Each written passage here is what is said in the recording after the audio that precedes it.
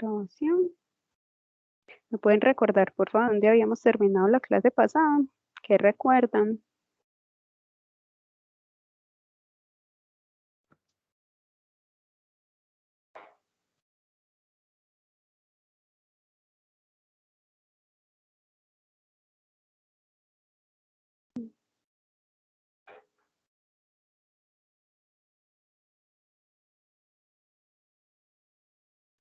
Profe, si no estoy mal, nosotros estábamos terminando de ver el modelo transgénico.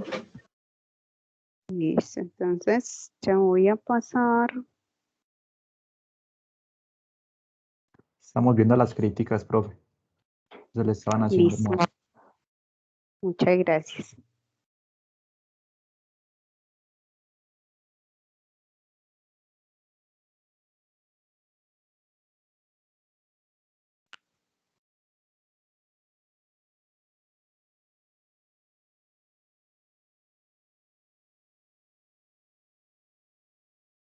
Entonces íbamos a ir en esta.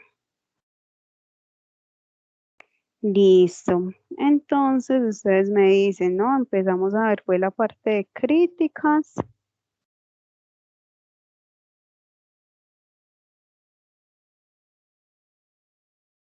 Vimos esta de derecho a sembrar.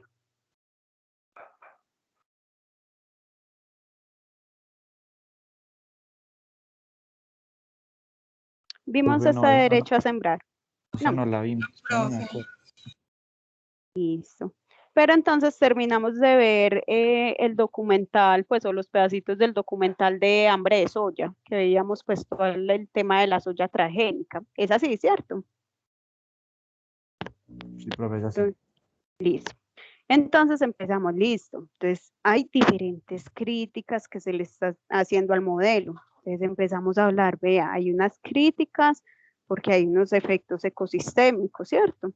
Y pues no se tiene como control sobre los genes. Entonces esa era una. Dos, entonces empezamos a ver efectos socioeconómicos y efectos políticos. Entonces vimos el tema de que de pronto a la agricultora a gran escala le parecía un modelo pues espectacular porque reducía la agricultura, ¿cierto? A sembrar, a aplicar un producto y pues y cosechar, pero que a nivel social o a nivel económico, en una población cuyo sustento pues era esa parte, eh, pues ahí era que teníamos pues como diferentes problemas. Entonces habían unos cordones de pobreza que estaban siendo cada vez más grandes y había un tema de desocupación del campo y había un tema de seguridad alimentaria, porque no solo pues, nos alimentamos de soya, en este caso, ¿cierto? Y necesitamos, pues, como decían en el video, venga, que la soya, pues, sí es un producto bueno, con buenas calidades nutricionales, pero pues no es lo único que nosotros comemos, ¿cierto?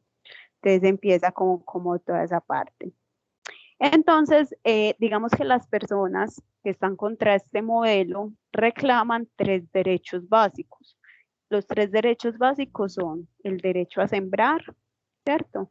El otro derecho es el derecho, pero pasemos por acá, el derecho a saber, y el otro derecho era el derecho a consumir alimentos pues sanos como tal. Entonces vamos a empezar a hablar primero del derecho a sembrar. Entonces, ¿qué es una patente? ¿O qué entienden ustedes por una patente?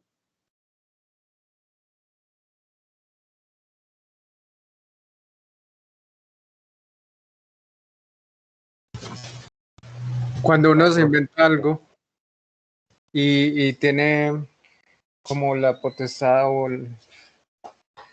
como un documento que lo avala a uno como el creador y por lo tanto quienes copien las ideas de esa idea, entonces pueden ser demandadas. Pueden tener un proceso de judicialización, ¿cierto? Entonces, una patente es aquel documento, ¿cierto? Aquel proceso que te da a vos la calidad de inventor, ¿cierto? Y como esa calidad de inventor, quien use lo que vos inventaste, entonces se tiene que pagar para eso.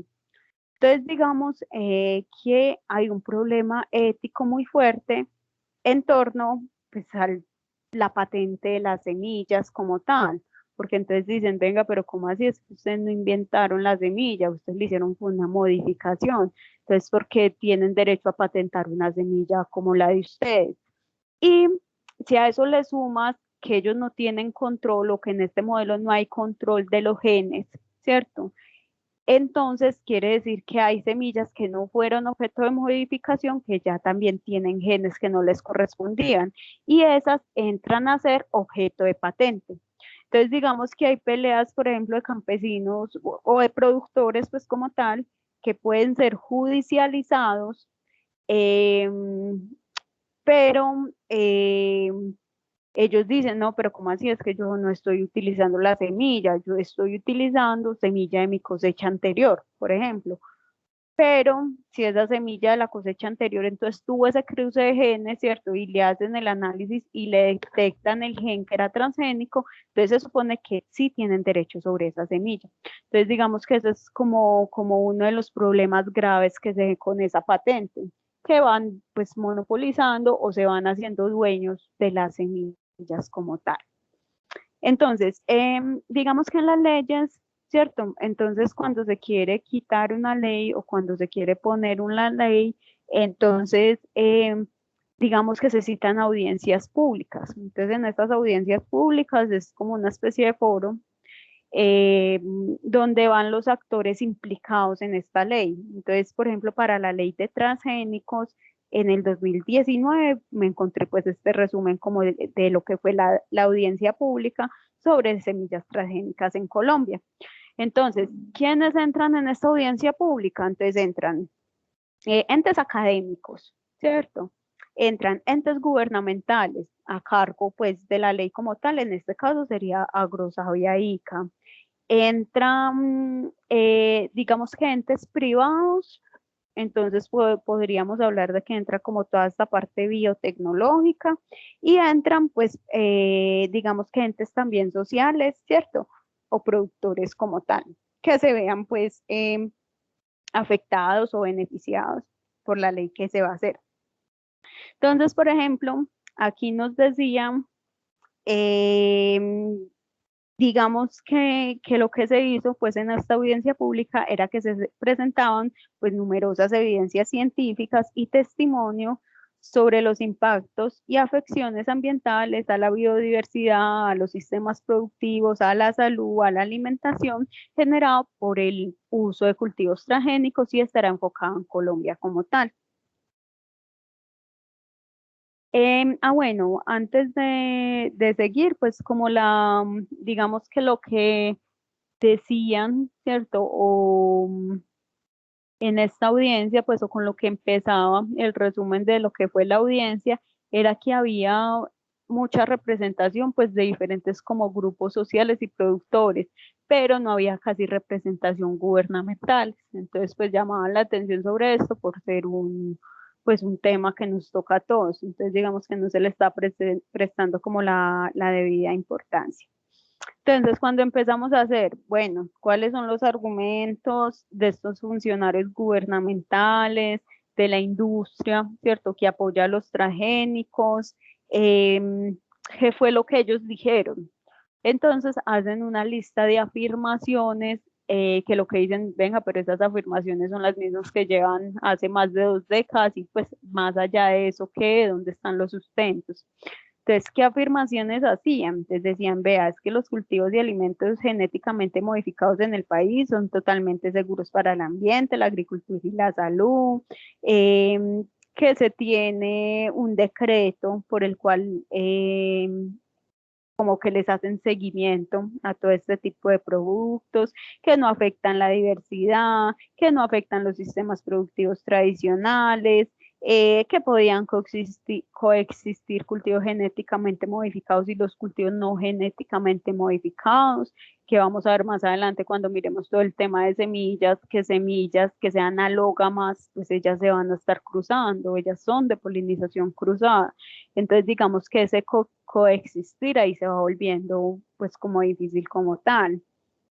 que son altamente productivos, que generan beneficios que a los pequeños, que a los grandes, que brindan soluciones frente al cambio climático, que están adaptadas a condiciones ambientales del país y bueno, y que son seguros para la salud. Entonces, a grandes rasgos, pues como que mencionan que todo está muy bien como tal. Ya cuando empiezan, entonces, como por otro lado, venga, pero entonces, ¿cuáles son los argumentos que no convencen? Entonces dice, por otro lado, en la audiencia de expertos internacionales, nacionales y organizaciones sociales y locales, eh, empezaron a presentar diferentes argumentos que desvirtuaban como todas las maravillas que se hablaban pues alrededor de los transgénicos. Entonces dicen, no, venga, es que los cultivos genéticamente modificados no van a resolver la crisis alimentaria, no han disminuido la pobreza, ¿cierto? Lo mismo que hablábamos, que haya la cantidad no significa que todas las personas tengan el acceso, entonces igual a nivel mundial producimos la cantidad, pero la mitad de la población tiene hambre, ¿cierto? No han disminuido la pobreza, por el contrario, entonces hay temas de concentración de riqueza. Lo veíamos entonces en el video de hambre de soya, que el gran productor decía, no, esto es espectacular, pero cuando veíamos entonces la parte de la población, entonces había una población en extrema pobreza, ¿cierto? Entonces vemos pues cómo aumenta la concentración de riqueza, o sea, las ganancias son para una parte solamente. Hay control monopólico de las semillas, entonces hablan del 65%, lo controla Bayer, Monsanto, Syngenta, Chen y DuPont, ¿cierto? Entonces 5 o 6 empresas controlando todo el mercado de semillas. Y lo otro, que hablan que entonces necesitamos transgénicos, es con un tema de seguridad alimentaria, entonces también se desvirtúa con el tema de que estos transgénicos no van por lo general para alimentación humana, pues va para un tema de biocombustibles, van para tema de aditivos de alimentos, ¿cierto? Y van para temas de alimentación animal. Entonces ahí también empiezan, bueno, o sea, producción para quién, si es para calmar el hambre. ¿Cierto? Bueno, lo otro que decían era que los cultivos transgénicos habían sido desarrolladas eh, para pues, sistemas altamente tecnificados. Cuando veíamos el gran productor de hambre de soya, pues él tenía maquinaria, él tenía avionetas, ¿cierto? Tenía como todo un plante tecnológico. Pero entonces dicen, de pronto le puede funcionar un productor a gran escala, pero es que a pequeños agricultores esa no es la tecnología. Y con esa patente sobre la semilla, entonces controlan un paquete tecnológico, porque entonces te hacen Monsanto, te hace la semilla resistente al glifosato y te vende también el glifosato y, ¿cierto? Entonces empiezan como todo ese paquete tecnológico alrededor de la semilla como tal. Requieren pues alta inversión de capital y porque son mucho más costosas que las convencionales. Entonces les voy a hablar de maíz aquí, de maíz en la otra, entonces me van a escuchar varias veces hablando de maíz, porque pues es un ejemplo eh, como muy palpable, ¿cierto? Entonces, por ejemplo, en cuestión de transgénicos, existen 4 variedades de maíz transgénico. Entonces, tenemos este BT triple, de resistente al ataque de insectos lepidópteros, ¿cierto? Insectos coleópteros, tolerante al glifosato, y eso lo sacó Monsanto Monsanto. Tenemos eh, GA21 por BT11, de resistencia a insectos, tolerante al herbicida y lo sacó, por ejemplo, Syngenta. Tenemos este 1507, resistente al lepidóptero, al herbicida glufosinato de amonio y lo sacó la empresa Dow AgroScience. Tenemos este NK603, que es tolerante al glifosato de la empresa Monsanto como tal. Entonces, por ejemplo, solo en cuestión de maíz, entonces estamos hablando, por ejemplo, de 4 variedades diferentes. Bueno, entonces dice, los cultivos tolerantes a herbicidas se hicieron para que consuman más herbicidas y reducen el uso de mano de obra. Entonces, digamos que también esa posición de decir pues que los transgénicos se necesitaban para que aplicáramos menos químicos, entonces ahí tampoco no cabe, ¿cierto? Hablan de que el consumo de glifosato se aumentó en más de 300 veces después de 2 décadas que empezaron pues como a implementar, durante las 2 décadas que se implementó como todo el cultivo de maíz transgénico. Y hay un tema de malezas resistentes. Entonces, digamos que pues la naturaleza es más rápida que nosotros, mucho más rápida. No sé por qué pensamos que podemos tener como el control sobre ella, ella es mucho más rápida. Entonces, ella tiene la capacidad de mutar rápidamente. Cuando hay una condición diferente, ¿cierto? Una condición adversa, digamos que la población que se adapta mejor es la que tiene la capacidad pues, de expandir sus poblaciones. Entonces, cuando hablamos de super malezas, entonces son unas malezas, son unas plantas que tuvieron la capacidad de resistir, por ejemplo, el glifosato, y se están tomando todos los campos de transgénicos, por ejemplo. Entonces, por ejemplo, hay un tema por allá en la India, no me acuerdo si es como un amaranto, que dentro de su concepción religiosa es sagrado y se está tomando todos esos campos de sorgo transgénico. Entonces, bueno, entonces ahí ya también le dan una connotación muy espiritual. Pero entonces el caso es que cuando creamos estos desequilibrios en los ecosistemas, pues también entonces están viniendo problemas como supermalezas como tal. Eh, bueno, no sé si hasta ahí de pronto tienen algo que aportar. Hasta ahí vamos claros. Sí, profe. Bueno, entonces hablábamos, bueno, entonces esas partecitas, entonces ya explicaban por qué no era verdad que los transgénicos pues iban como cuidando que no estuviéramos pues tan llenos de químicos y llamaban la atención también de que Colombia es uno de los centros de diversidad del maíz en el mundo y mucha de esta diversidad de maíces criollos se están perdiendo. ¿Por qué se están perdiendo? Pues uno, porque no la sembramos. Entonces, si por ejemplo nosotros tenemos 23 variedades, pero resulta que hay 2 variedades que es la que le hacen toda la fuerza comercial y además importamos un montón de maíz, ¿cierto? Porque nosotros teniendo el potencial para ser grandes productores somos importadores gigantes, entonces importamos más o menos el 85% del maíz. Entonces, digamos que al nosotros ya no tener esa línea productiva como tal, eh, estamos perdiendo un montón de variedades que eran propias, ¿cierto? Que eran propias y que eran de nuestro clima como tal. Entonces dice, luego de una década de haber sido aprobada su siembra en Colombia, actualmente existen cerca de 80.000 hectáreas sembradas y el país está importando el 85% del maíz de consumo nacional. Entonces vean, por ejemplo, todos estos tipos de maíces, esos morados, esos rojos, esos grandes, esos chiquitos. Entonces digamos que vamos perdiendo toda esa diversidad genética. ¿Qué piensan ustedes que pasa si nosotros perdemos toda la diversidad genética y nos quedamos, por ejemplo, con una sola variedad de maíz? ¿Qué podría pasar? Profe, de pronto mayores costos de producción. Bueno, ahí toca que sí, comprar adelante. la semilla. Tendríamos que siempre estar comprando la semilla. Y tocaste otro punto muy interesante. Entonces ella dice, mayores costos de producción porque se nos van a poner a comprar una semilla. Esa es una.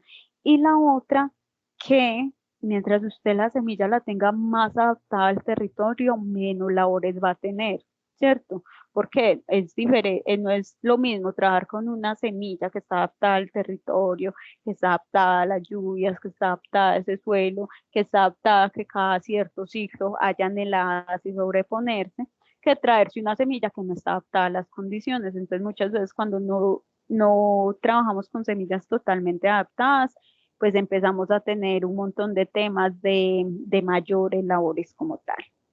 Bueno, de pronto alguien más quiere complementar algo ahí.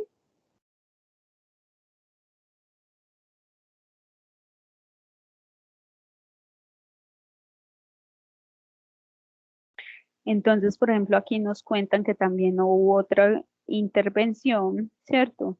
Que hablaban que en Mesoamérica, que es el centro de origen del país, del maíz, sería gravemente afectado al introducir cultivos transgénicos, porque se contaminarían la enorme diversidad de maíces nativos y criollos. Se vulneraría la cultura, ¿cierto? Que es el derecho que nosotros tenemos de guardar una semilla, de propagar una semilla, ¿cierto? Y si hay un tema de patentes y hay un tema de cruce genético, entonces digamos que vamos perdiendo también como esa libertad que tenemos para guardar nuestras semillas, que lo hacemos pues culturalmente, y la soberanía alimentaria de los pueblos. Entonces ya nosotros decidimos que no nos queremos alimentar con transgénico, pero resulta que ya todos tienen ese cruce genético, entonces ya el transgénico pues es lo que hay, ¿cierto? Entonces dice que existen estudios que muestran que una vez son lideradas las semillas de organismos genéticamente modificados, en un territorio que es diverso, por ejemplo en maíz, no es posible controlar la contaminación genética, como ya se ha evidenciado en el mundo. Entonces digamos que ya hay muchos estudios, ya hay mucha evidencia pues de que no se tiene control sobre esos genes como tal. Bueno, hablan que Colombia es centro de diversidad de maíces, que habían varias organizaciones indígenas y campesinas presentes, que mostraron cómo sus maíces criollos o los maíces esos que, pues los maíces que estaban cuidando tenían contaminación, ¿cierto? Transgénica, y que maíces comerciales que estaban certificados como libre de transgénicos también tenían esa contaminación genética. Entonces, listo, todo eso es para esquematizar que no se tiene control sobre, como sobre esa genética que se está liberando como tal.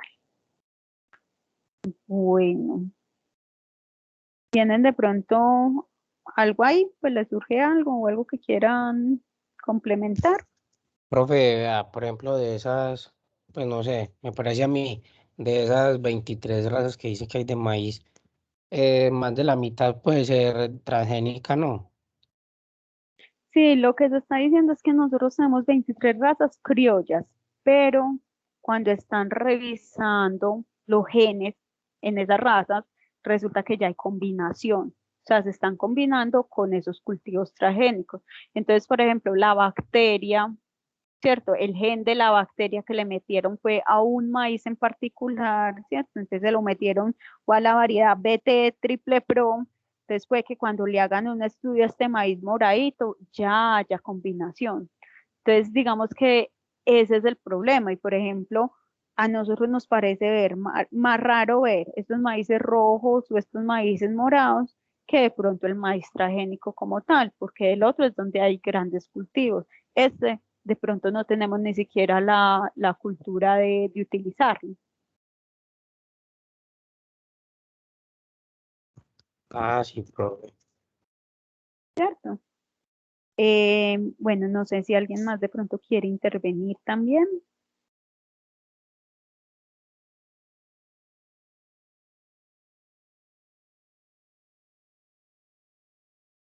Bueno, entonces digamos que en esta audiencia también se mostraron pues como varios, digamos, cosas que pasaron pues con las siembras de maíces y de algodones transgénicos. Acuérdense que nosotros somos productores de maíz y de algodón transgénico. Entonces hablaban de fracaso en el algodón en Córdoba, donde creció mucho, mucho el área sembrada, pero mucha parte pues ya ha desaparecido, ¿cierto?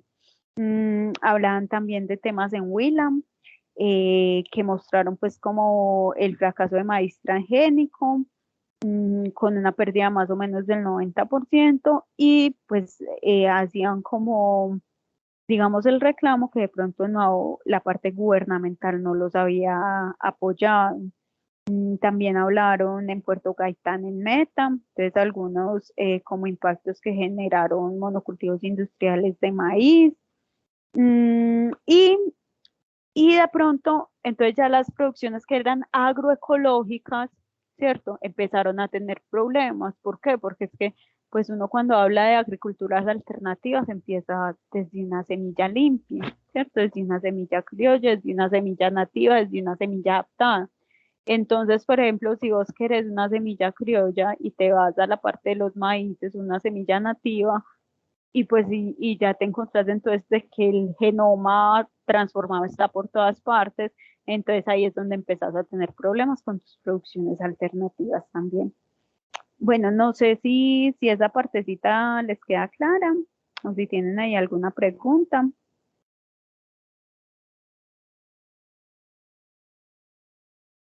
Bueno, entonces, bueno, digamos que por constitución, eh, las leyes sobre las semillas, ¿cierto? Que afecten los derechos de las comunidades indígenas sobre su biodiversidad, la soberanía alimentaria y los medios de sustento de las comunidades deben ser consultados con los pueblos y comunidades. Entonces, digamos que hay un tema, no sé si se dieron cuenta, por ejemplo, fue en Huila, que salió la ley 970.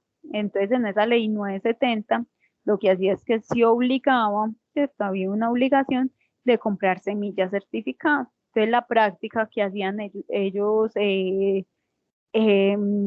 lo que hacían era el arroz, ¿cierto? La práctica que ellos hacían de guardar, pues como la semilla de su mejor cosecha o de sus mejores plantas y dejarlas para pues, resembrar, ¿cierto? Para de ahí sacar su semilla, entonces ya se convertía en un delito y se convertía en un tema de judicialización como tal, o sea, te podían judicializar por no haber acatado la ley.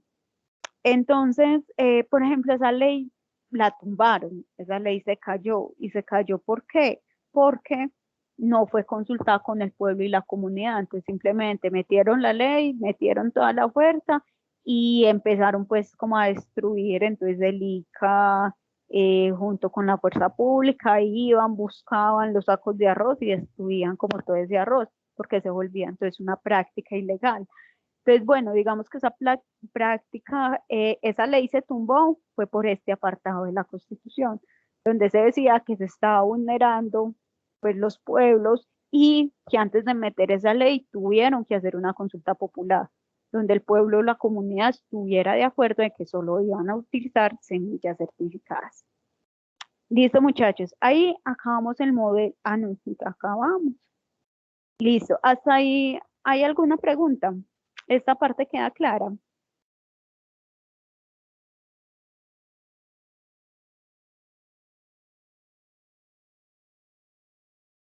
Bueno, entonces digamos que cuáles son como los derechos que se pelean, ¿cierto? O cuáles son lo que las personas que tienen esa oposición dice, venga, pero eh, esto también está mal. Entonces, vimos derecho a sembrar, ¿cierto? El derecho a sembrar, la semilla que yo saco, el derecho a tener mi semilla limpia, entonces ese es uno de los que se está vulnerando.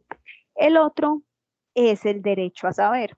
Entonces, en ese derecho a saber entra el tema de cómo es el etiquetado de los productos transgénicos en Colombia. Entonces, resulta que en Colombia no se cuenta con un umbral, ¿cierto? Pero sí se cuenta con una regulación de transgénicos como tal. Entonces, solo se etiquetan cuando son sustancialmente diferentes a su homólogo convencional. ¿Qué quiere decir sustancialmente diferentes a su homólogo convencional?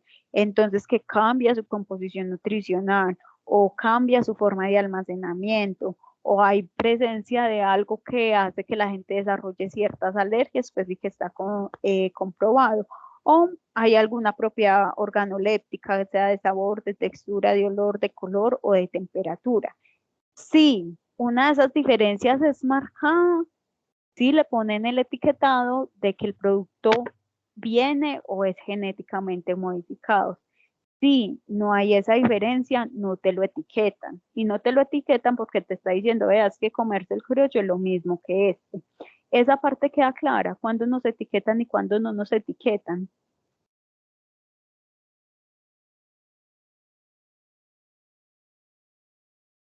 O sea, profe, que se etiqueta es más como cuando tiene un daño con las personas, cuando puede provocar cierta, pues, cierta enfermedad o algo. No, se etiqueta, una si genera cierta alergia que se conozca, otra si, o sea, tiene como una característica que yo lo hace muy diferente. Entonces hablamos en composición, hablamos en color, hablamos en textura. Entonces algo que usted sepa, no, venga, es que este no es el maíz normal de acá. Entonces solo lo etiquetan cuando hay algo muy marcado diferente. De resto, por la ley de equivalencia sustancial, no te van a etiquetar el producto. Entonces la pelea es, venga, pero es que yo tengo derecho a saber, ¿cierto? Si me lo estoy consumiendo o no me lo estoy consumiendo. Yo cuando lea eh, que es de un organismo genéticamente modificado, que yo pueda tomar la decisión. Así como cuando uno en las etiquetas lea que contiene tartrazina, entonces uno va leyendo el yogurcito, va leyendo como esas cositas amarillas y le dicen grande en la etiqueta, contiene tartrazina, entonces eso es un elemento que es cancerígeno, ¿cierto? Entonces, pero usted ya decide si se lo toma o no. Entonces, ese es el derecho que se pide, que esté etiquetado, así no sea, así tenga esa equivalencia sustancial, para usted poder tomar la decisión, pues si se lo come o no. Listo. Esa partecita queda clara, o sea, si él aparentemente es igual en todas sus características o en las conocidas, no te lo van a etiquetar. Listo, Ahí te profe. quedó claro. Sí, profe, Listo. muchas Y gracias.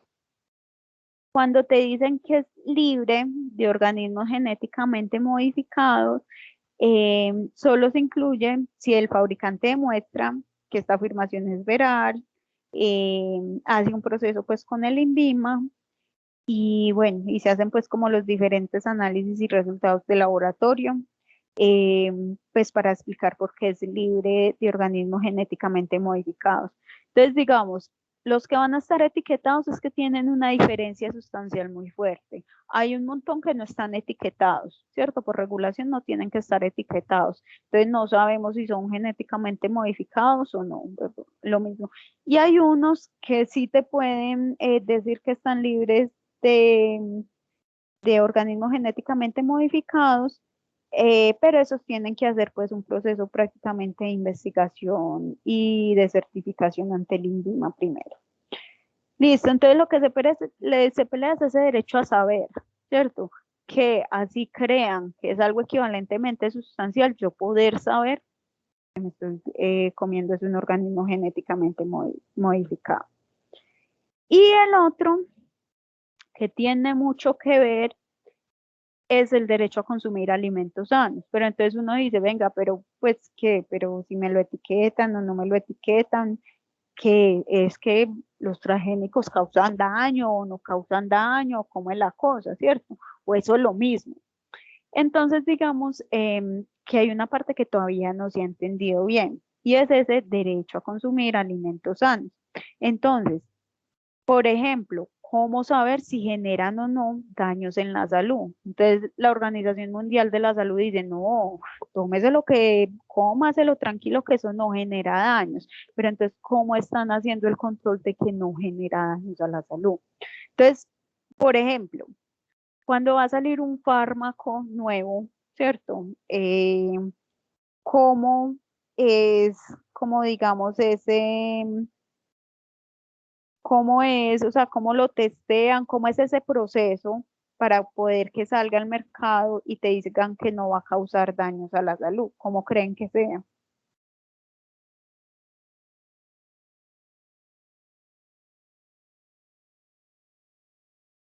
Si no me entendieron la pregunta, me dicen, yo la repito,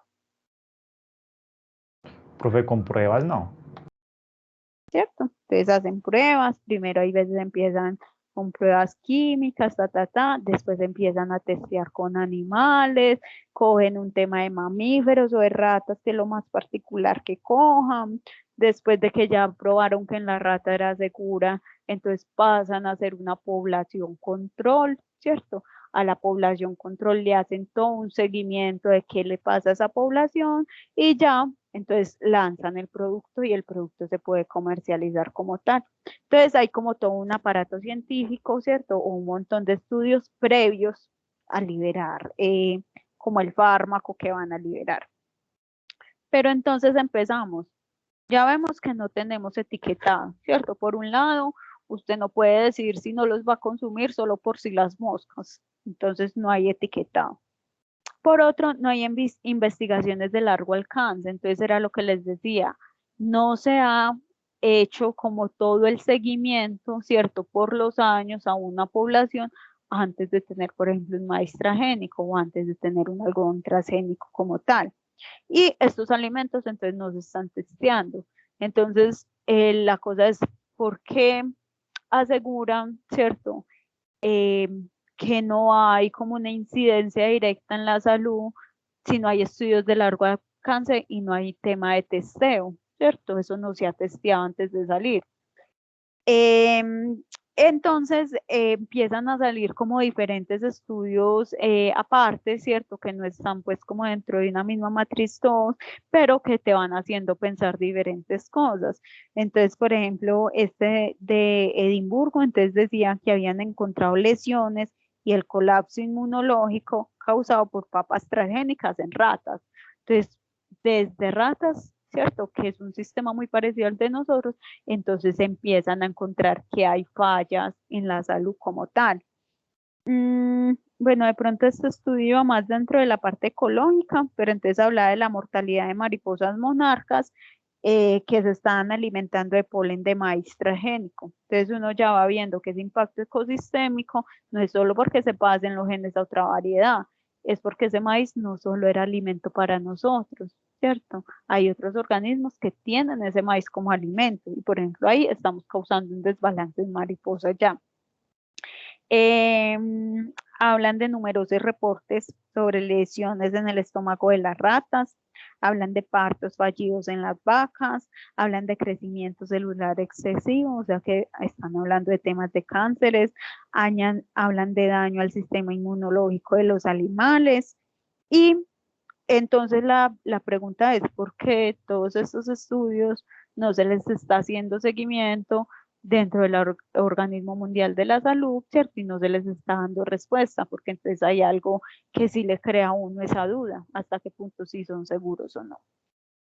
Bueno, esta parte queda clara, muchachas y muchachos, o hay algo de pronto que quieran afinar ahí.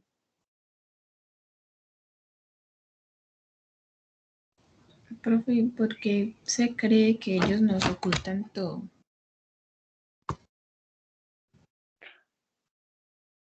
Digamos que lo que pasa es que no, cuando se empieza la parte como de la oposición a pedir entonces esa información, ¿cierto? Que debe ser pública, entonces no se da. Entonces ahí es donde dicen, venga, pero ustedes dicen que son seguros, pero ¿dónde está como todo el resto? Entonces es como la duda de que si es una información de interés público, ¿cierto? Es que es tu alimentación, es lo que vos te estás comiendo. Entonces, ¿por qué no se tiene acceso a esa información? Ese maíz amarillo, pues que nosotros conocemos, es, creo yo, es transgénico. Pues ve, nosotros somos grandes productores de transgénicos, ¿cierto? Entonces vos vas a encontrar maíces amarillos que son criollos, ¿cierto? Pero también tenemos como 4 variedades de maíces amarillos transgénicos. Entonces es difícil como saber cuál. Pues zonas Córdoba, zonas Tolima, ¿cierto? Entonces por lo general allá sí la variedad que utilizan es transgénica. Eh, ya según como la región donde te parezca qué variedad vas a utilizar. Entonces es así pues como por amarillo, digamos que te pueden haber de las dos.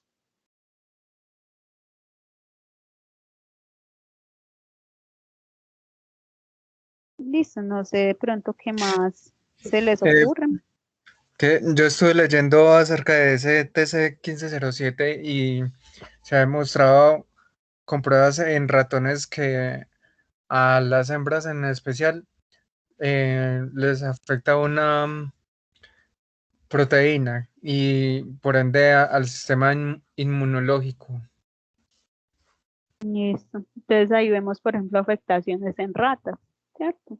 que empiezan a las afectaciones en ratas, entonces, ¿dónde están los estudios en afectaciones a humanos? Entonces, digamos que más que decir, venga, es que nos ocultan todo, es también, venga, si están haciendo las cosas juiciosos, o sea, si están siguiendo como todo el procedimiento. Otra cosa Listo. es que ese mismo maíz fue aprobado en el 2017 por la Unión Europea. Listo. O sea que la Unión Europea están utilizando este maíz también, ¿cierto? Sí. Listo. Muchas gracias. Bueno, no sé si de pronto quieran complementar algo más o de pronto otro punto de vista.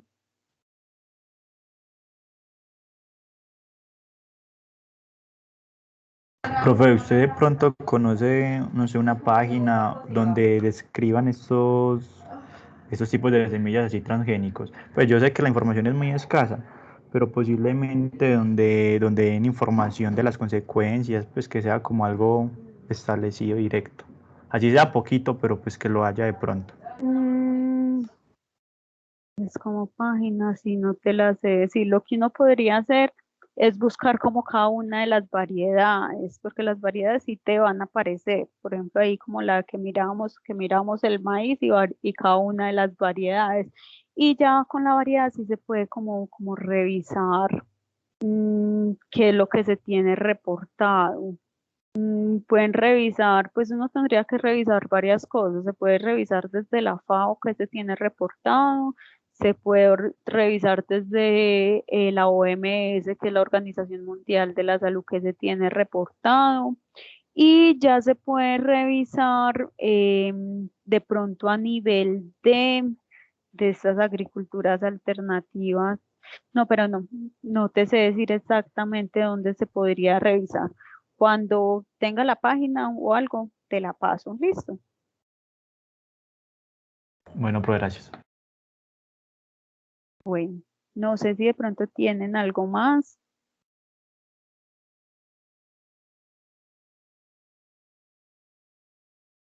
De pronto la compañera que tenía otro punto de vista, pues de que se cree que se está ocultando información. No sé si de pronto quiera complementar algo de su punto de vista.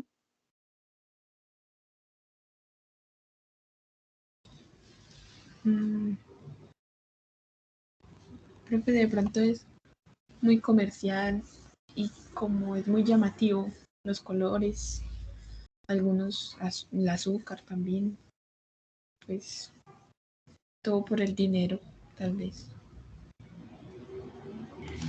Entonces, por ejemplo, ella ahí tocó un punto muy importante, ¿cierto? Entonces, acuérdense, cuando veíamos los temas de revolución verde, hablábamos de monopolios, ¿cierto?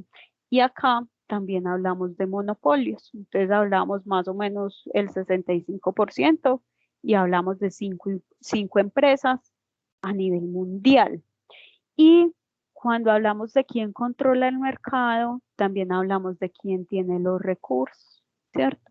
Quién tiene los recursos para investigación, quién invierte en publicaciones y quién invierte en campañas. Entonces ya cuando vamos viendo esa parte y uno dice, venga, pero ¿cómo así? Entonces, ¿por qué toda la información está direccionada hacia el otro lado? Pues porque hay veces también la academia y hay veces la parte científica pues responde a quien le da los recursos, ¿cierto? Entonces ahí sí vienen pues como temas éticos muy tesos que uno hay veces no sabe hasta qué punto creer o no, hasta qué punto hasta la ciencia si está siendo imparcial o no. Entonces, listo. Entonces digamos que por eso siempre les digo y siempre les traigo diferentes puntos de vista para que cada uno pues ya vaya como ahondando un poco, ¿cierto? Sacando sus propias conclusiones y andando pues de un lado o el otro, el que le interese como tal. Bueno, no sé si de pronto tienen algo más que agregar.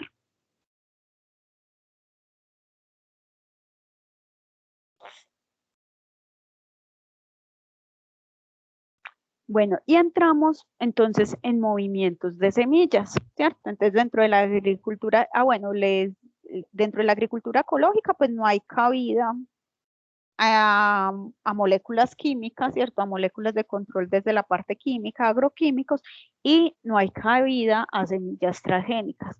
Entonces, digamos que todos estos modelos alternativos no le dan cabida ni la agricultura ecológica, ni la biodinámica, la orgánica pues tampoco debería, ¿cierto? Entonces, no da cabida dentro de este tema de semillas transgénicas. ¿Por qué no hay cabida? Porque estos movimientos alternativos, cuando vimos todo el tema de sostenibilidad, ¿cierto? Entonces hablaban de cómo quitar la dependencia externa. Cuando a vos te controlan la semilla, pues, te controlan el resto de la producción. Entonces, digamos que dentro de estos modelos, pues sí, una de las cosas muy fuertes es cuidar la semilla. Entonces, desde esa parte de cuidar la semilla, surgen diferentes movimientos que van ligados a lo que son guardianes de semillas. Estos son movimientos internacionales, entonces los hay en Colombia, los hay en Antioquia, pero los hay en México, pero los hay en Perú, pero los hay a nivel de Norteamérica, ¿cierto? Entonces son movimientos que se van juntando a nivel global y como cuyo interés, entonces es la defensa de la semilla.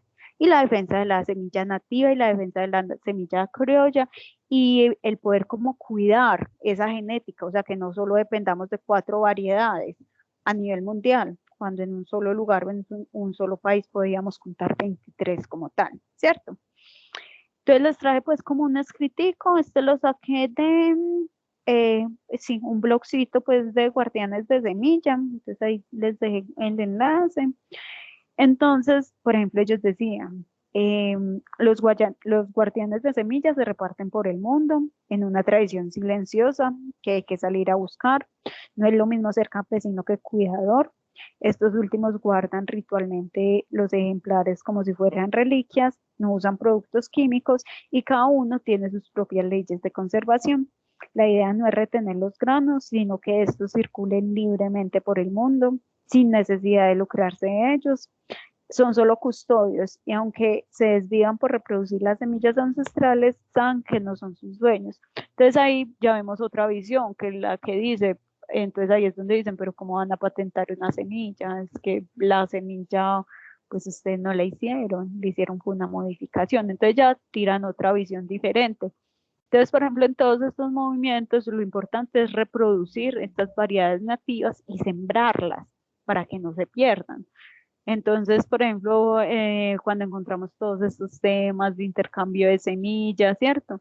Entonces, son personas de pronto que guardan la semilla, que saben de dónde la cogieron, que la guardan en las mejores condiciones y que cuando la entregan o intercambian, por lo general piden la condición de que siembres y parte de la cosecha te la saques para ti y parte la devuelvas como semilla o la intercambies nuevamente como semilla. Entonces ese tema de poner a circular, ¿cierto? Todas estas variedades nativas o todas estas variedades criollas.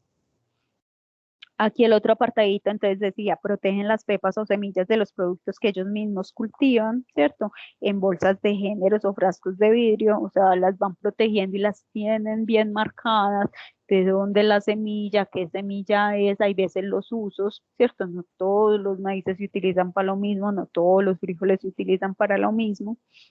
Entonces aquí dice, por ejemplo, Gladys lo hace en bolsas que cuelgan perchas y para evitar que lleguen plantas, hay veces les pone pimienta molida o ajo o cenizas en los fogones, prefiere la oscuridad y alejar a sus ejemplares de la humedad y por sobre todo revisar cada cierto tiempo que esté libre de bichos. La solidaridad de hacer, entonces esto por ejemplo es un apartadito que dice Gladys, ¿cierto? La solidaridad de hacer crecer una semilla y traspasarla es algo que me da fuerzas, porque yo se la doy a otras mujeres, para que nunca digan que no podemos, porque si tenemos tierra y semilla ya no nos falta el alimento. Entonces, por ejemplo, en esa frasecita que dice ella, entonces se juntan 3 cosas muy importantes. Entonces, habla de empoderamiento de la mujer, ¿cierto? Habla, eh, habla de de que si se tiene tierra y semillas ya no falta nada, entonces esa parte de seguridad alimentaria también. Y, y bueno, y hablan de esa, como esa red que se debe de tejer, ¿cierto? Para hacer crecer una semilla, llevarla a feliz término, irla como ¿cierto? Para que ella no se pierda como tal. Entonces, digamos que esta red de guardianes de semillas también es como esa resistencia a perder, ¿cierto? A que no se pierdan como todas estas variedades nativas que tenemos como tal. Bueno, ahora sí con esa partecita finalizamos este tema de semillas transgénicas. Ya nos vamos a meter a semillas nativas, ¿sí? ¿Cierto? Y el cuidado de esas semillas nativas. ¿Hay algo acá de pronto que les haya llamado la atención, que quieran conversar o que quieran ahondar antes de pasar a la otra diapositiva?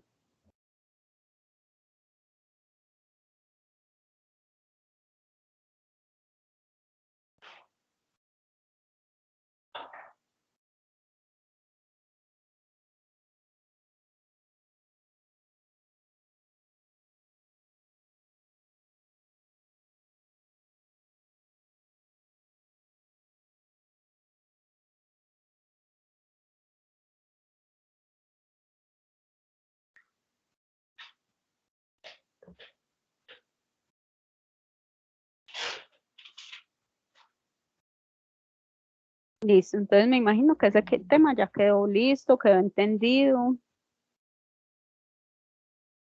¿Ya están viendo las otras diapositivas?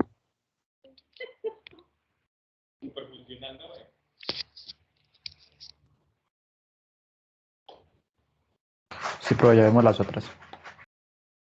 Listo. Entonces, listo. Entonces vamos a empezar con este tema de producción y conservación de semillas nativas y criollas. Entonces, cuando veíamos las diferentes denominaciones de las semillas, entonces vimos que las nativas o criollas eran aquellas que como que se daban bajo la custodia, bajo el cuidado, de todo este tema de comunidades, ¿cierto? O de poblaciones. Entonces, que eran semillas que estaban muy adaptadas a los territorios como tal. Entonces, por ejemplo, nos dicen, vean, en general, los agricultores y agricultoras continúan usando prácticas culturales y artesanales para producir, seleccionar y conservar semillas que son destinadas para sus próximas siembras, lo que ha permitido que muchas de las variedades criollas se sigan mejorando a través del tiempo y se obtengan semillas de buena calidad adaptadas a diferentes regiones y contextos culturales. Entonces lo que te están haciendo es darle valor a esa práctica de guardar semillas, ¿cierto? Guardar semillas de su anterior cosecha y volverlas a sembrar. Entonces, cada que vos seleccionas tus mejores plantas, tus mejores semillas, lo que estás seleccionando es una genética adecuada para el territorio en el que vos estás, ¿cierto? La que resiste más de esas condiciones como tal. Entonces hay una importancia en no dejar perder las semillas, no dejar perder esa genética que por mucho tiempo pues sí ha estado mejorando en la región como tal. Y pues vuelven y hablan de romper con esa dependencia impuesta por las multinacionales y entidades del sector rural. Entonces como que no, o sea, que la semilla no sea ese ente que responde a las necesidades económicas de unos pocos entes como tal. Listo.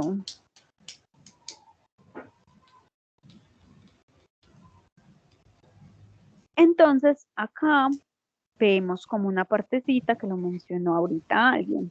Entonces, la importancia de las semillas adaptadas, ¿cierto? Entre más adaptadas de la semilla, más resistencia te va a tener a ciertos factores ambientales. Y cuando usted le tenga más resistencia a esa planta a ciertos factores ambientales, pues te bajan las labores del cultivo. Si vos aplicas fungicidas cada 8 días, entonces con unas semillas adaptadas no tenés que aplicar, digamos que fungicidas cada 8 días. Entonces, hay un tema de semillas adaptadas que junta con la parte económica. Entre más adaptadas, menos labores tenés que hacer.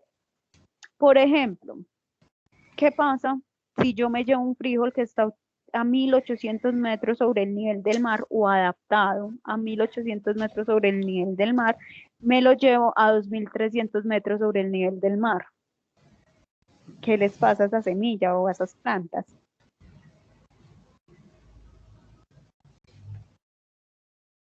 Profe, pueden sufrir un estrés y adaptarse también. Entonces, hay un tema de estrés.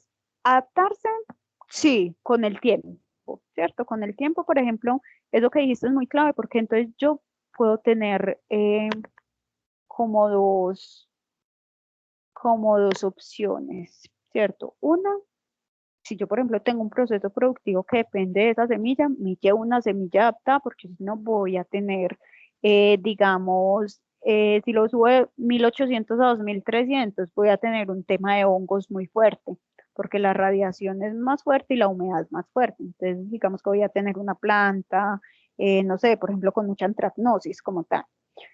Entonces, yo tengo que estar consciente de eso, ¿cierto? Entonces, si me voy a llevar una semilla que no es adaptada, yo decir, bueno, me van a dar hongos, entonces tengo que mirar cómo voy a mitigar eso, etcétera.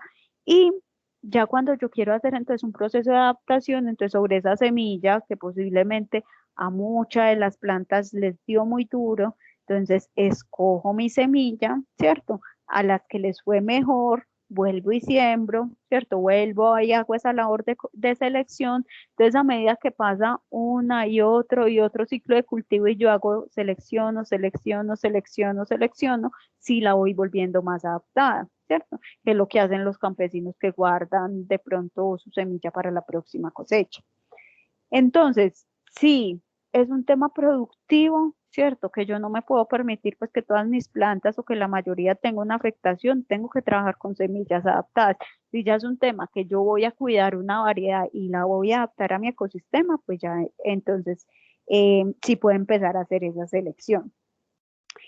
Y entonces yo siempre tengo que saber de qué agroecosistema es mi semilla. Entonces, cuando yo pregunto de qué agroecosistema es mi semilla, entonces pregunto, bueno, más o menos entonces a qué altura sobre el nivel del mar, ¿cierto? Es de un suelo pues es de inundación o necesita suelos arenosos, ¿cierto? Entonces uno empieza así súper chismoso, ¿qué necesita mi semilla? ¿De qué agroecosistema es? Pero entonces resulta que yo no solo tengo que mirar pues por encima del suelo. Entonces por encima del suelo yo digo sí, que llueva tanto, que haga tanto de calor, que estén tantos metros sobre el nivel del mar, pero es muy importante entonces esto que les mostraba acá, que hay por debajo del suelo, ¿cierto? ¿Qué hay? Entonces, por ejemplo, no es lo mismo si yo tengo una raíz que me profundiza 3 metros y yo necesito que me profundice 1 metro, ¿cierto? Y digamos que encuentre una capa de roca a los 50 centímetros, y así tengo raíces que son de 10 centímetros como tal. Entonces, por ejemplo, aquí les pregunta, ¿qué pasa con un frutal que requiere 1 metro de profundidad en el terreno para anclar bien sus raíces y solo tengo 50 centímetros de profundidad? Entonces, digamos que a mí nunca me dio por mirar el suelo por dentro cómo era. Y resulta que a los 50 centímetros me aparece una capa de piedra.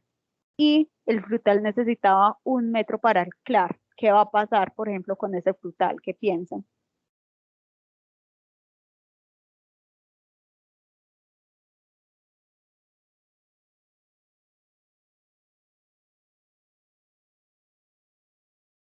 Si de pronto no me entendieron, me dicen que les repito. ¿No me puedes repetir, por favor? ¿Cierto? Entonces, lo que les estoy diciendo, entonces, siempre tenemos que conocer las condiciones de la semilla. Y dentro de las condiciones de la semilla va a estar pues, el tamaño de la raíz que necesita por debajo del suelo, que eso por lo general es lo que nunca vemos, ¿cierto? O en lo que nunca nos fijamos. Entonces, por ejemplo, les pongo el ejemplo. Resulta que hay un frutal que necesita anclar 1 metro, o sea, necesita poder penetrar en la tierra 1 metro para estar estable. Pero resulta que al abrir ustedes hacen la calicatica o hacen el hueco y ese suelo de ustedes solo tiene 50 centímetros de profundidad. pero ustedes ya sembraron, y es más, sembraron todo un cultivo, ¿cierto? Sembraron todos esos frutales. ¿Qué les va a pasar en esos frutales? Profe, No, no sé, menos pero yo creo que se producción. cae, ¿no? No, ellos sí, Entonces, sí pueden surgir, pero va a haber de pronto menos producción, menos eficiencia en todo. pues Yo creo menos que en problemas tal producción. vez de vientos fuertes o algo tengan como dificultades. Listo, entonces O hay sea, dos como usted dijo que ya no personas que me está, dicen, que venga, para, problemas de anclaje, ¿cierto? Problemas de producción. Sí, adelante, caballero. como usted dijo que pues para poder estar estable necesitaban el metro, pues al no tener pues Ujú. todo completo, pues yo creo que cuando estén grandes y como dice este Luis, se puede volar como con esos vientos o con lluvias fuertes y así. Entonces, pues todos tienen razón, ¿cierto? Entonces, digamos que lo que les va a pasar es que en las primeras etapas del frutal, posiblemente ustedes van a tener unos frutales muy lindos. Acuérdense que un frutal, pues depende del que esté sembrando. Vos sembraste para 10 años, o sembraste para 20 años, o sembraste para 25 años, ¿cierto? Entonces, son cultivos más bien de ciclo largo. Entonces resulta que vos los primeros 6 años tenés árboles bien, tenés árboles lindos, pero llega un punto donde ya esa deformación que puede ir teniendo la raíz posiblemente chocó con la piedra y tiene una deformación, entonces te empieza a crear problemas.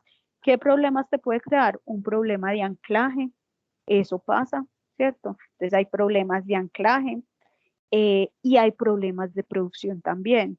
Y hay problemas, por ejemplo, de daños en las raíces y les entran un montón de hongos en el suelo.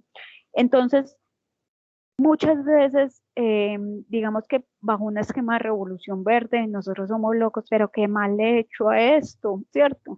Pero es que hay veces no es que le he hecho, hay veces es mirar la condición del terreno. De pronto miraste lo de arriba y no miraste para el suelo que había, ¿cierto? No tuviste en cuenta cómo eran las raíces de tu planta. Entonces, en este tema de las semillas, también cuando vamos a reproducir en otro lado, sea para conservar o sea para organizar la semilla, eh, pues digamos que tenemos que tener muy, muy en cuenta todos esos temas de, de cuáles son las características, ¿cierto? ¿Qué características tengo? ¿Qué características necesito? Entonces, saber que entre más adaptada, menos labores, entre menos adaptada, más labores, ¿cierto? Y que también pueda hacer un proceso de adaptación como tal. ¿Tienen ahí alguna pregunta?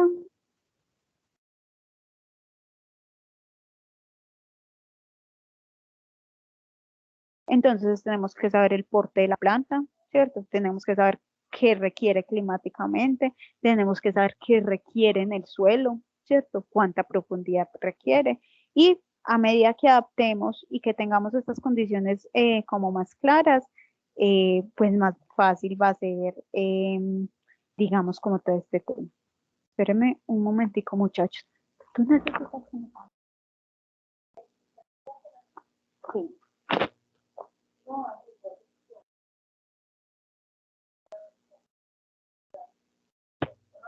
Sí, porque si quieren me salgo y... Bueno, esta partecita entonces quedó clara.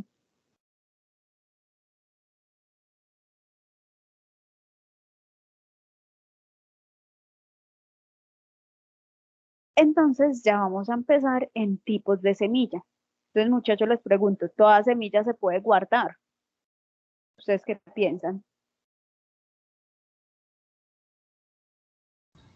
Profe, yo creo que no, que de pronto las más resistentes son las leguminosas, me parece. Listo. ¿Alguien más de pronto que tenga alguna percepción? Entonces resulta que hay dos tipos de semilla. Hay unos tipos de semilla que son recalcitrantes y hay unos tipos de semilla que son ortodoxas. Cuando una semilla es recalcitrante, que también la conocen como no ortodoxa, es una semilla que no te va a resistir que vos la lleves a un mínimo de humedad, ¿cierto? Entonces muchas veces uno lo que hace para conservar semillas es que las seca bastante, ¿cierto? Y las guarda bajo condiciones de frío. Entonces, La semilla tiene que resistir condiciones de desecación o tiene que resistir condiciones de frío. No todas las semillas les van a resistir esas condiciones. Entonces, ahí es que se dividen en recalcitrantes y ortodoxas. Y hay unas en la mitad que se llaman semirecalcitrantes. Sí, cuéntame. No te entendí. ¿Todas las semillas deben ser desecadas y guardadas en frío o húmedo? No te entendí. Que hay unas semillas que sí permiten la conservación porque permiten que se desequen y se guarden en frío, ¿cierto? O se guarden en frío. Hay unas que guardas en frío, otras veces simplemente les llevas el porcentaje de humedad a lo mínimo y las puedes guardar. Pero hay otras semillas que no te van a permitir eso. Entonces son semillas que usted no puede conservar la semilla como tal. De pronto hay que un poquito más clara.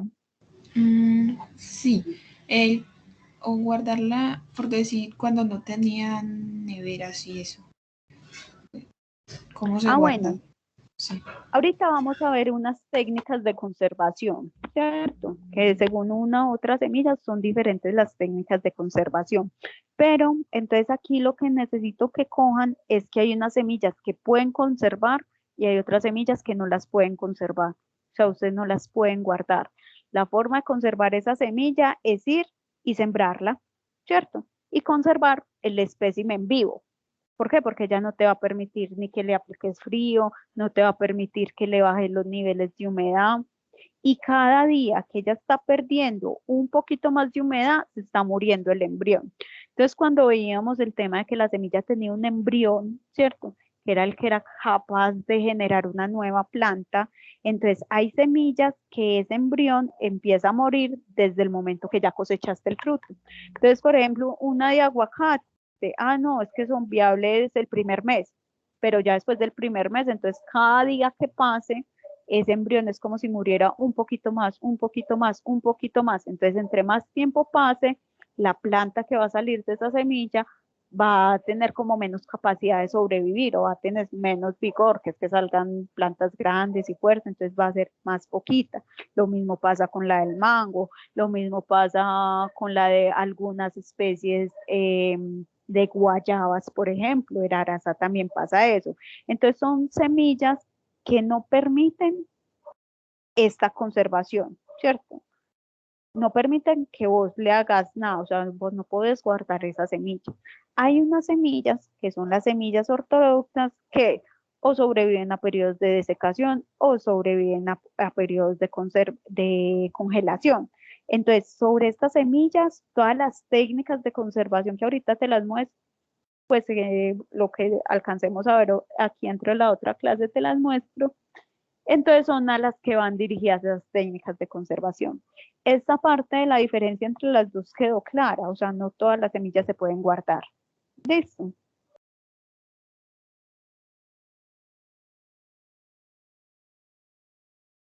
¿Sí quedó clara esta parte, muchachos? Sí. Listo. Entonces, hablamos, bueno, entonces empezamos hablando, venga, es importante que usted conozca todo sobre su semilla, ¿cierto? De qué agroecosistema es, qué condiciones necesita, cuál es el porte, tanto de la parte vegetal como del suelo como tal, ¿cierto? Y empezamos. Es importante también que, por ejemplo, sepas si es una semilla recalcitrante o es una semilla ortodoxa como tal, ¿cierto? Entonces el tipo de la semilla. Y ya te dicen, bueno, y es importante pues conocer como el nivel de adaptación. Entonces, digamos que las variedades criollas o nativas pues están aptas a las condiciones locales, sean de agua, sean de clima, sea de suelo, y pues por eso muchas veces, no, que es que consumen menos agua o me tolera el periodo de sequía que tengo en la región o me tolera el periodo de inundación que tengo en la región. Entonces, digamos que son capaces de soportar todo este tema de plagas, de enfermedades y digamos que van diezmando, ahí es que hablamos que van diezmando o que van haciendo cada vez más chiquito toda esta parte de aplicación de productos agroquímicos, ¿cierto? Entonces, el hecho, por ejemplo, de haber seleccionado un maíz por muchos años, ¿cierto? Entonces se hablan más o menos de la domesticación del maíz, que lleva 10.000 años de mejoramiento colectivos por miles de generaciones de agricultores. Entonces es ese tema de que a esta primera, pues le sacaron lo que pudieron y sacaron y sembraron la semillita. A esas plantas que nacieron, escogieron las mejores, escogieron las mejores, escogieron las mejores, ¿cierto? Hasta que se fue dando entonces un proceso de domesticación o un proceso de adaptación de la semilla como tal. Entonces, todo este proceso de adaptación, entonces digamos que le va a conferir entonces semillas adaptadas a condiciones climáticas, te va a conferir resistencia a diferentes temas de plagas y enfermedades, te va a conferir diversidad de especies y variedades, y bueno, y van digamos que ampliando la diversidad alimentaria. Entonces que no nos, por ejemplo, no nos alimentemos con una sola variedad de maíz, sino que de pronto tengamos como más opciones como tal. Entonces, digamos que, por ejemplo, perder estas semillas nativas es un arma de doble filo, tanto para la seguridad alimentaria como para empresas, por ejemplo, que su, no sé, que tengan un tema eh, de bioingeniería, pues, o de genética, ¿cierto? De transformación. ¿Por qué creen que perder las especies nativas también sería un problema para estas empresas de biotecnología? ¿Qué se les viene a la cabeza?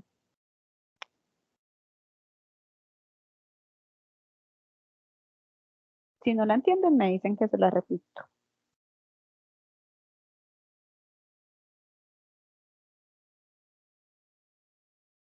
¿Profe, puede repetir, por favor? ¿Por qué creen? O sea, perder estas semillas nativas es un problema para la seguridad alimentaria, ¿cierto? Y ya lo dijimos, y nos hace más dependientes de las importaciones y tenemos que comprar la semilla. Pero también sería un problema para esas empresas biotecnológicas. ¿Por qué creen que puede ser un problema para esas empresas biotecnológicas?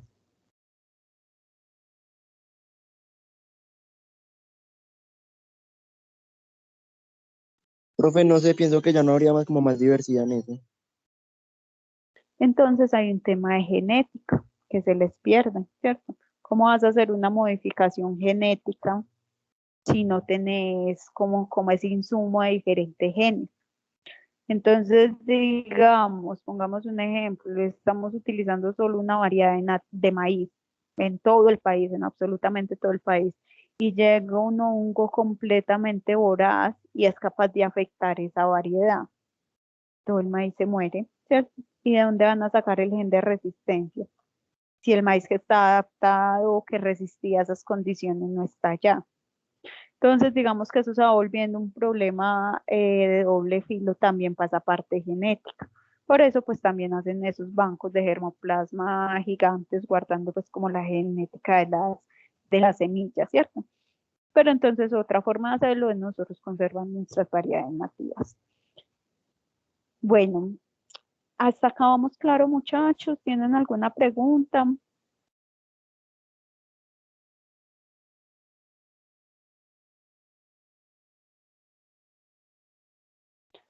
Entonces, hablamos. Importante saber el agroecosistema, importante saber si es recalcitrante y ortodoxa, y lo otro que es importante es saber cómo es la polinización de esa planta, ¿cierto? Entonces, hay plantas autógamas y hay plantas alógamas, ¿cierto? Entonces, cuando hablamos de plantas autógamas, hablamos de autopolinización. Entonces, hablamos de que estas especies tienen cierta estructura que permite que ellas esté polinizando a sí mismas. Entonces, recordemos pues a grandes rasgos el proceso de polinización. Entonces, va el polen, llega al estigma de la flor, del estigma baja al ovario de la flor, el ovario se engrosa y es lo que se vuelve fruta, ¿cierto? Los óvulos se engrosan y es lo que se vuelve semilla como tal, ¿cierto? Entonces, digamos que este proceso de polinización se puede dar de esta forma, que se lleve de una planta a otra, entonces es una polinización cruzada, o se puede dar de esta forma, que el polen caiga al estigma de la misma flor. Entonces ahí es que hablamos de autopolinización. Entonces autopolinización yuca, frijol, lechuga, arroz, naranja, tomate, ¿cierto? Entonces ella tiende a polinizarse ella misma como tal. Acá hay una cosa muy importante que como ella se autopoliniza, entonces estos temas de polinización cruzada, como la vimos en el maíz, ¿cierto? De combinación de genes, no es tan grande, porque por lo general es ella con ella misma. Entonces tienden a tener una genética muy estable, ¿cierto? Entonces digamos que no se ve como tanta diversidad como tal. Entonces tienden una genética muy estable. Pero las plantas que son alógamas, ¿cierto? Entonces tienen temas muy fuertes de polinización cruzada entre variedades. Entonces con estas plantas se tiene que tener en cuenta si nosotros de pronto queremos, digamos que nosotros hicimos todo un proceso de selección y llegamos a un maíz que nos encanta el sabor, que nos encanta el tamaño, o sea, no queremos que esa genética nos cambie. Entonces, aquí tendríamos que tener mucho cuidado con las demás plantas de maíz que puedan estar alrededor, ¿cierto? Porque si están alrededor y las dos están en estado de flor, se nos van a cruzar las genéticas como tal. Entonces, aquí, por ejemplo, también hay una crítica a ese modelo transgénico. Si no se tiene control sobre los genes, ¿cierto? Mínimamente, entonces no produzcan plantas alógamas, ¿cierto? No se produzcan plantas de polinización cruzada para usted poder ir minimizando pues como los errores que se está teniendo. Y esto pues sí es como un concepto como muy básico. ¿Qué es autógama y qué es alógama? Está clara, ¿cierto? ¿O tienen alguna, de pronto alguna observación ahí?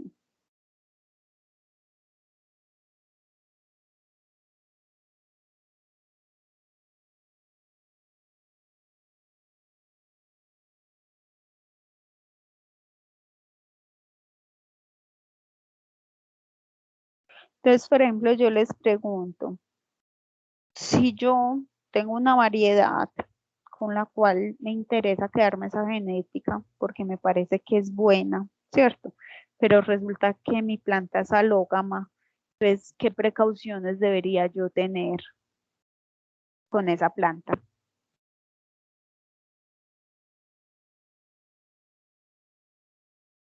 ¿Qué se les ocurre?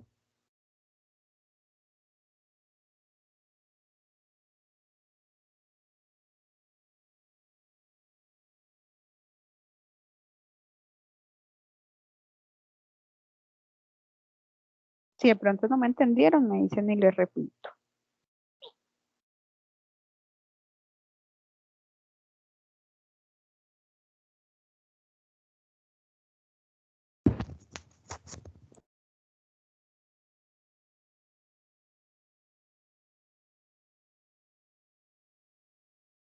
Entonces, Profe, sí, ¿qué las cuidados alógamas tendrías? son las que se polinizan por sí mismas. No, es alógama, entonces alógama de polinización cruzada. Entonces te muta muy fácil, te cambia la genética muy fácil. Si vos no querés que te cambie, o sea, ¿qué harías? ¿O qué cuidados tendrías que tener?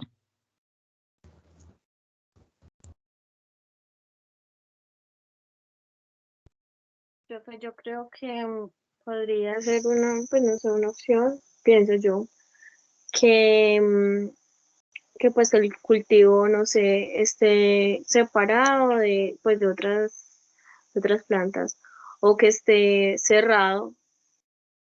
¿Listo? Entonces, por ejemplo, ahí dijiste dos opciones muy importantes. Una, aislar el cultivo. Ah, bueno, primero nos tenemos que dar cuenta de quién lo está dispersando, ¿cierto? Porque si es por dispersión por el viento, entonces uno dice, ¿será que barreras de viento me sirven? ¿Cierto? ¿Será que si es dispersión por viento, puedo poner barreras de viento y cuidar que a 1 kilómetro a la redonda no haya de la misma variedad que me pueda, pues que se me pueda como entrecruzar la especie? Entonces esa es una.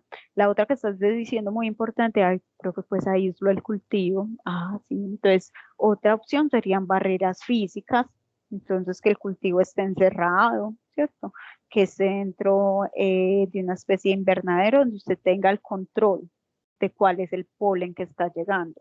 De pronto, ¿qué más se les puede ocurrir? Profe, yo le iba a preguntar algo. Adelante. Es probable que, por ejemplo, pues por genética de una semilla, o sea, que no sea pura la semilla, venga como, o sea, por ejemplo, así como en los humanos, o sea, que salga pues como que con los ojos del papá, del abuelo, pues digámoslo así. Eso puede ser probable. Que la Sí, semilla por venga ejemplo, con una generación, algo así. sí, por ejemplo, en los maíces son todas estas plantas de polinizaciones cruzadas, eso es lo que pasa. Pues hay polinización cruzada, entonces cogen genética de una y genética de otra. Por ejemplo, ¿qué puede pasar? Digamos que vos estás cuidando, estás como guardiana de semillas, ¿cierto? Y estás cuidando esa variedad morada, porque a vos te parece que esa variedad morada es unas arepas espectaculares y la querés seguir implementando. Pero resulta que te llegaron con una variedad roja y también las sembraste y no tuviste en cuenta que eran de polinización cruzada. ¿Qué es lo que pasa? Se te van a cruzar esas genéticas y muchas veces uno empieza a ver vieteaditos, entonces te sale la misma mazorca con unos granos morados y otros rojos, ¿cierto? O te sale dentro de el mismo grano veteados rojos, hablando pues de patrones de colores. Entonces vos viste, pues ahí mismo se ve esa polinización cruzada y se ve que cambió la genética de la semilla. Entonces muchas veces en semillas criollas y nativas también se quiere cuidar una genética, ¿cierto? Entonces son las 23 razas, entonces no dejarlas combinar entre todas, sino cuidar esta raza que está más adaptada a este clima, esta que está más adaptada. Entonces ahí uno es que se empieza a preguntar, bueno, entonces, ¿cómo hago? ¿Cómo hago si según el tamaño del polen me lo puede dispersar hasta 1 kilómetro el viento? ¿Cómo hago si, por ejemplo, si es una abeja y ella hace un recorrido más o menos de 5 kilómetros a la redonda, ¿cierto? Entonces ya me empiezo a preguntar, bueno, entonces, ¿cómo cuido esa genética? Entonces empieza uno, listo, barrera física. Dos, si es por viento, barrera de viento. Otra que es importante, por ejemplo, yo dentro de una misma finca y tengo varios maíces. Entonces lo que puedo hacer es siembras a diferentes tiempos, que cuando una esté en floración, la otra de la otra variedad no, ¿cierto? Y ahí entonces que yo no tenga problemas que se me crucen. Tres, le pongo una barrera física, pero a la flor, tapo las panículas, ¿cierto? Entonces ahí es que salen esas alternativas, pero pues esas alternativas las desarrollas, es cuando te das cuenta que estás trabajando pues, con una especie de polinización cruzada. ¿Ahí me entendiste? Sí, profe. Profe, ¿me podría hacer el favor de mostrarme el cuadrito rojo? Este. Sí, profe, sí, me favor.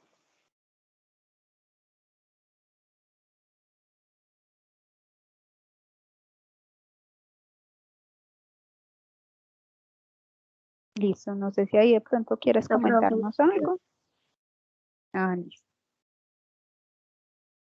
Bueno, entonces listo, entonces nos dicen, venga, si ustedes quieren mantener ciertas variedades, ¿cierto? Están cuidando unas semillas criollas, si quieren mantener que no les cambien las condiciones genéticas, entonces separen las siembras durante varios días de una a otra, ¿cierto? Que las floraciones ocurran en tiempo diferente, que se hagan siembras a distancias considerables o en campos distintos, ¿cierto? Para evitar entonces esa polinización cruzada. Entonces ahí les decía pues como diferentes opciones para evitar ese tipo de polinizaciones cruzadas. Bueno, y entramos en el tema, entonces, ¿cómo selecciono? Digamos que yo, ¿cierto? Dentro de mi región, dentro de mi cultivo, pues yo voy a hacer un proceso de selección. porque yo quiero cuidar ciertas variedades, además quiero variedades más adaptadas, porque ya me metí en este cuento, porque no quiero que cada que estén más adaptadas me bajen, ¿cierto? Los costos de las labores, entonces voy a empezar pues a seleccionarlas. Entonces, digamos que la selección de semillas autógamas y de semillas alógamas va a ser diferente. Entonces, por ejemplo, cuando hablan de autógamas, entonces te dicen, ojo, que seleccionen más o menos 10 plantas, pero cuando hablan de alógamas te dicen, ve, selecciona de 500 a 2000. No, selecciona 100 plantas, entonces 10 plantas y 100 plantas, o 10 plantas, aquí te dice, lo óptimo es 200 plantas. Entonces digamos que aquí el control puede ser a nivel más chiquito y en alógamas a nivel más grande. ¿Eso a qué responde? Que las autógamas no tienen tanta variabilidad genética, ¿cierto? Conservan muy bien su genética, mientras que las alógamas no. Las alógamas cambian mucho. Entonces decía la compañera, venga, pero entonces van cruzando y salen con características de una y de la otra, ¿sí? ¿Cierto? Y como de pronto no queremos que nos pase eso, entonces ellas como mutan tan rápido, entonces digamos que la selección se debe hacer a niveles más grandes.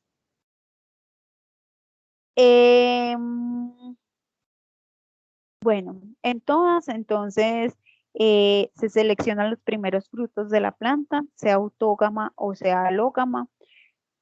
Cuando hablamos de primeros frutos de la planta, hablamos en el ciclo de la planta. Entonces, digamos que esta planta dura 3 meses, entonces no coger los últimos frutos ya cuando la planta ya está vieja, sino coger los frutos de las primeras etapas. Ah, no, es que esta planta dura 10 años, ah, no, entonces coja frutos más o menos, pues de edades medias, de 5, de 6 años. ¿Por qué creen que, bueno, y esa es una recomendación importante, ¿por qué creen que se hace recomendación? ¿A qué podría como responder eso?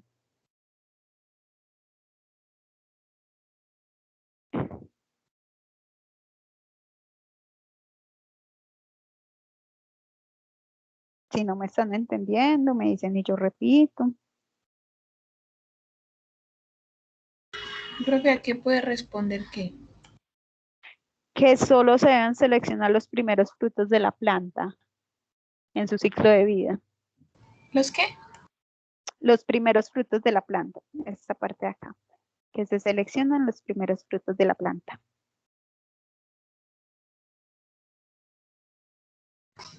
¿Será que tienen, como usted dice, más vigor?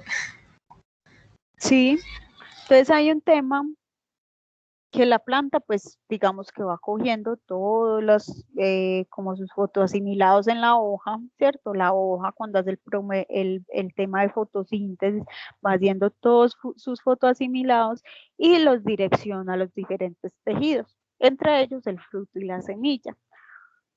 Usted no puede coger frutos de plantas que ya estén en un proceso de muerte, porque pues digamos que ella ya bajó como toda esa, o sea, ya bajó mucho como todo ese proceso que estaba haciendo. Entonces, si ya estás en un proceso de muerte, entonces se supone que esas plantas, esos frutos no se deberían de coger.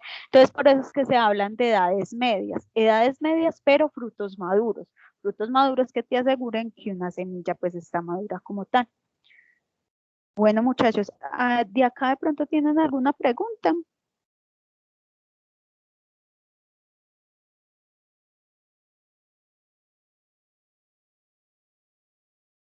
Bueno, si no tienen ninguna pregunta, entonces ya vamos terminando la clase por el día de hoy ahí.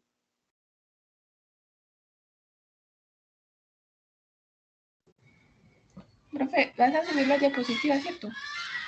Sí, yo la subo. Sí, yo le subo esa diapositiva. Listo. Profe, Gracias. Con gusto, profe, adelante. con respecto a las notas que vamos ahí, pues ya las puedo revisar. Se puedo revisar todo. Pero no las he montado todavía. Yo sé que estoy muy atrasada, pero sí, demen esta semana de gracia más para poderles montar todo eso. Profe, otra cosa. El Adelante. trabajo del fertilizante ese que debemos hacer, Un compañero dice que sí podemos hacer caldos de nutrientes. Entonces no era para saber eso. Si Pero podíamos hacer. el trabajo final o el trabajo que vamos a hacer aquí como práctica, No, uno que usted nos dijo que debíamos llevar como Mm. la. el que quieran. Así. Es decir, se los dejo a libre escogencia. Sí, un caldo de nutrientes estaría excelente y ese, por ejemplo, con la práctica que vamos a hacer, pues lo complementan mucho. Ah, bueno, profe. Profe, respecto a la práctica, tenemos que llevarla, pues esa cajita, esa cosita ya con todo hecho, con el sistema de aire y todo, o allá la podemos armar, porque ya está Como quieran, o sea, por ejemplo, yo tuve una práctica y por eso les llegué tarde. Uno la trajeron armada y les tocó pues desarmar por alguna cosa, otros la armaron acá. Cualquiera de las dos cosas se puede hacer porque es fácil. Listo. Dale, dale. Profe, yo tenía una pregunta. Adelante, Ivana. Por ejemplo, en la cuestión de la válvula, ese profe, pues puede ser otra alternativa diferente a lo que usted nos planteó como válvula, pero que funcione como válvula. Sí, sí, Ah, sí, yo solo les mostré un ejemplo. Pueden hacérsela como ustedes quieran también. Listo. Si ya tienen otra o desde cosas que tenían en la casa o se las ingeniaron, o hay gente pues que es muy habilidosa como para eso, la pueden traer como ustedes la consideren. listo, profe. Profe, Listo. Sí. el tarro de agua que está pegado pues al lado del tarro que va con la mezcla, ¿ese tarro es para que salgan los gases o simplemente es como un oxígeno? No, ese salen los gases por ahí y llegan al agua. Entonces libera gases, pero como la manguera está en contacto Pero con no el sale. agua, no entra aire, ¿cierto? Porque si dejamos la manguera sola, por ahí entra aire. Entonces, como la manguera está en contacto con el agua, no deja entrar el aire. Profesor, en la salida del Bueno. volador. Sí. ¿Es el viernes? La clase práctica sí, es el viernes. No, la salida al volador. No, la salida al quitasol. Ah, No, sí. de esa salida no me han dado todavía respuesta. O sea, yo pasé como todos los listados, pasé lo que ustedes me dijeron, pero todavía no me han dado respuesta de cuándo la programaron. Lo que tenemos el viernes es la clase práctica. Profe, la clase práctica dura 2 horas. Sí, sí, dura 2 horitas. O sea, dura el horario de clase. Profe, y tú dices ahorita que para esa práctica hay que llevar ¿qué? Lo que dijo el compañero ahorita. Los microorganismos, tenemos la parte de microorganismos, claro que acá yo dejé como unos, pueden traer poquito. El cuchucú de maíz, la verdad solo se necesita un poquitico. El que ya lo consiguió lo trae, el que de pronto no lo consiguió, la verdad, pues aquí hay. Y lo otro era lo que les mostré, búscalo en la presentación del Teams que se llama Semana 6, que ahí les mostré el tema de la valvulita, les mostré el tema de cómo se conectaba pues la otra manguerita. Entonces ahí puedes ver esa primera parte. Listo, si de pronto no estuviste en esa. Profe, y entonces el virtual nos conectamos, ¿no? ¿O no? ¿Cierto que no? Pues el virtual yo les dejé fue los videos, ¿cierto? Pero yo ya me los vi. Ah, bueno, ya te viste, vos vas a asistir a la práctica. No estoy segura. Ah, bueno, si de pronto es porque no vas a asistir, pues hay unos videos para las personas que no van a asistir, ¿cierto? Y el otro es de clase complementaria, porque hay unas, no, pero no es el caso de ustedes. Eso es para las personas que digamos que ya fueron a la clase hoy. Profe, yo ya me lo vi y entonces después nos mandas como Sí, ya después de ese entonces hablamos, miramos entonces qué actividad hacemos en clase como tal. ¿Listo?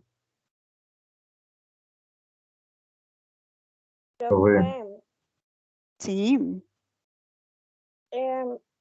Yo ya, pues ya tengo, usted dijo que podíamos ir en grupo, ¿cierto? Sí, sea, puede ser hasta máximo Para 5 seguir. personas, mínimo 1, ¿cierto? Ya ustedes se Ok, profe. organizan como consideren.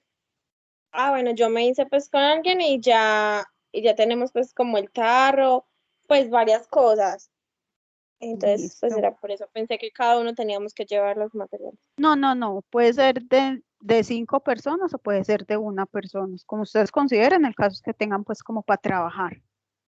Profe, Ah, ¿y la válvula es una válvula como? Pues ve, la idea es hacer, cuando uno habla de la válvula, es como un muñequerito que permita poner una manguera que no le salga oxígeno, que no le entre oxígeno, pero que salgan los gases. Entonces, busca Yola y les puse, en esa presentación les puse como los dibujitos y todo. Listo, búscala y si algo ya me preguntas pues como internamente. Profe, aquí estoy viendo la del tarro plástico. Eso, es la del tarrito. O sea que se puede comprar un sifoncito, ¿no? Sí, hay gente que la hace con sifón, o hay un tema de unión de manguera, ¿cierto? Unión de manguera y unos, como unos cauchitos como tal, entonces todo eso sirve. Pero Bueno, es uno profe. por equipo, ¿cierto? Sí, es uno por equipo.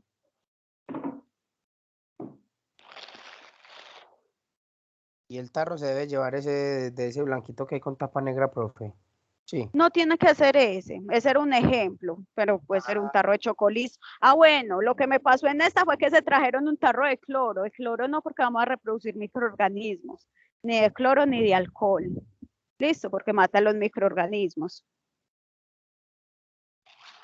Entonces es así, me faltó advertírselo, pero que de chocolisto, que de donde vienen los panderitos, que ya ustedes escogen como el tarrito como tal. Sí, profe, bueno. Listo, ya ustedes dentro de sus condiciones ya escogen el tarrito que les parezca óptimo. Listo, profe, muchas gracias. Bueno, muchachos, con mucho gusto. Nos vemos la otra clase entonces.